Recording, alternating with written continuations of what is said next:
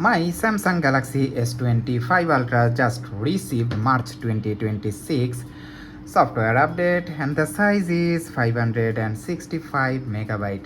Let's start downloading it first. Okay. While it downloads, I will explain what this update brings, the precaution you should take, and also something that's honestly a bit frustrating. Don't forget to like and subscribe to Galaxy Station for more Samsung updates. This update mainly focuses on security improvements, which means better protection and bug fixes. But here's the thing, the update is still carries One UI 8.0.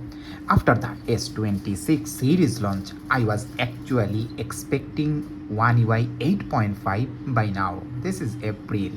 So yes, the update is obviously important, but it's a little bit disappointing that we are not getting the newer One UI version yet. Even without new features, security updates are obviously important.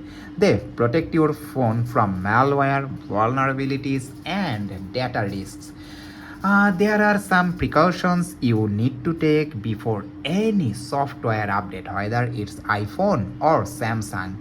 First, keep your phone's battery at least above 50%. Then, use a stable Wi-Fi connection and back up your phone's data if it's very important to you. Also, make sure your phone has enough free storage to proceed. And most important thing, don't interrupt the update.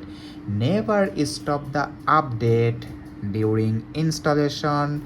Please do not press any button. Okay, the download process is almost finished. Now the update is verifying and installing. My phone may restart, that's normal. So the benefits of this update is improved security, bug fixes, better stability, and preparation for One UI 8.5.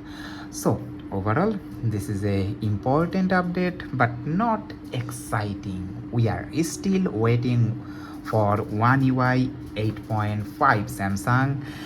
Please, if this video helps you, then subscribe to Galaxy Station and I will see you in the next time.